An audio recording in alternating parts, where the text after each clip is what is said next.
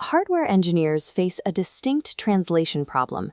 They must convert high-level architectural ideas into the exact physical routing of billions of microscopic transistors on silicon.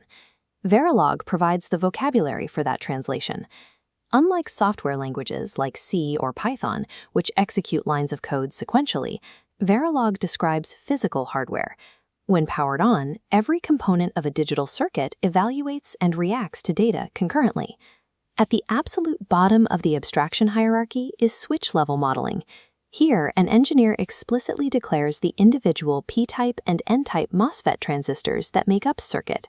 Manually mapping these individual switches requires perfect knowledge of the silicon layout.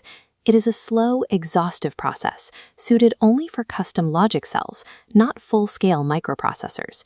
Moving one step up the hierarchy brings us to structural abstraction.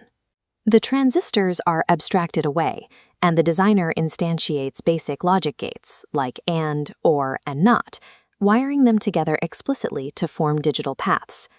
Above that sits data flow abstraction. Instead of placing gates, we write continuous Boolean logic equations.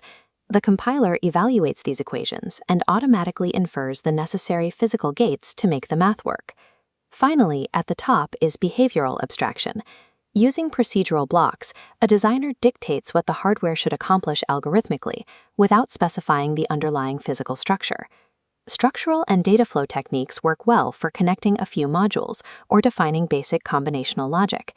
However, architecting modern processors with billions of transistors requires the algorithmic efficiency of the behavioral level. We can see why this behavioral hierarchy is necessary by looking at how we construct computer memory. A CPU requires massive banks of random access memory to function. Building a single kilobyte of RAM using structural abstraction means manually instantiating and wiring thousands of discrete D flip-flops and complex multiplexers.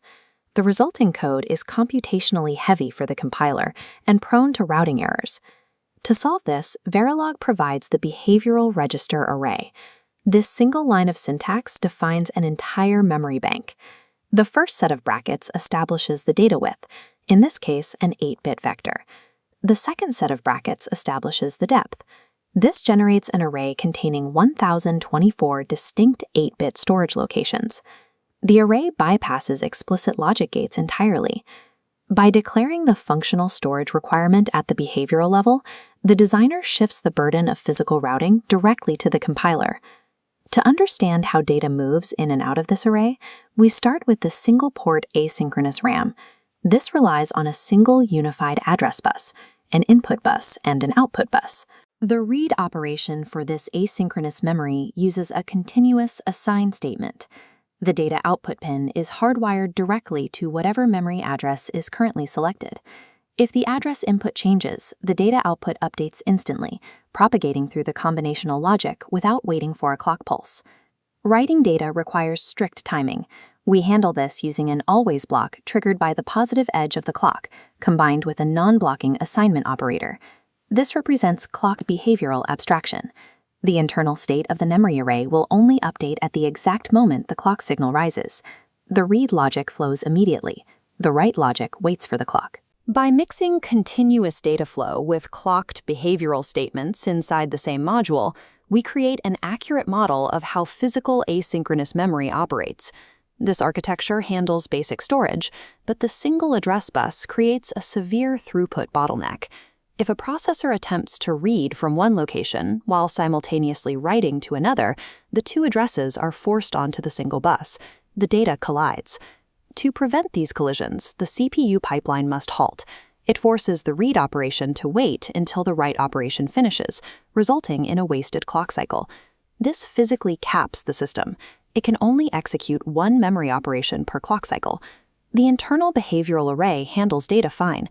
The bottleneck lies in the external structural interface, demanding a hardware redesign for high-performance computing. We eliminate the bottleneck by upgrading to a dual-port synchronous RAM. This architecture physically separates the read and write paths into independent hardware ports.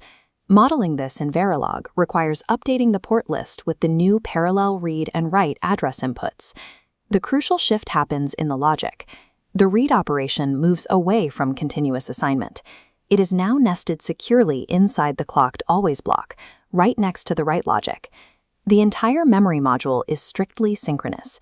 Every piece of data entering or leaving the RAM is locked to the rising edge of the clock.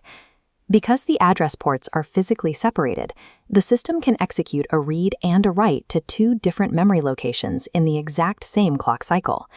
Expanding the parallel structural interfaces allows the system to achieve maximum hardware throughput, while the internal data remains efficiently managed by a unified behavioral array. Writing the Verilog code is only the first step. We have to look at how synthesis software physically interprets these abstract behavioral arrays. Synthesis is the process where a software compiler analyzes human-readable code and converts it into a physical, structured netlist of logic gates and memory cells. Advanced synthesis tools are optimized for specific coding patterns. When the compiler encounters a behavioral register array driven by a clocked always block, it recognizes the intent for mass storage. It actively bypasses building this memory out of generic, inefficient programmable logic gates scattered across the board. Instead, the compiler maps the behavioral code directly to block RAM. These are dedicated, high-speed silicon memory macros, physically built into the FPGA die. The behavioral code serves as the trigger that commands the compiler to utilize this highly optimized silicon. Abstraction dictates physical performance. Beyond physical synthesis, modeling memory behaviorally provides a critical advantage during the design phase, pre-silicon initialization and testing. Inside a Verilog test bench, engineers can use system tasks like $readmemb. This capability allows them to take an external text file filled with binary data and inject it directly into the behavioral register array before the software simulation begins. Running the processor against preloaded firmware in a software environment ensures the logic functions correctly. It isolates bugs before a company commits millions of dollars to manufacturing physical chips. RTL designers use these levels of abstraction to dictate how high-level code maps to physical silicon.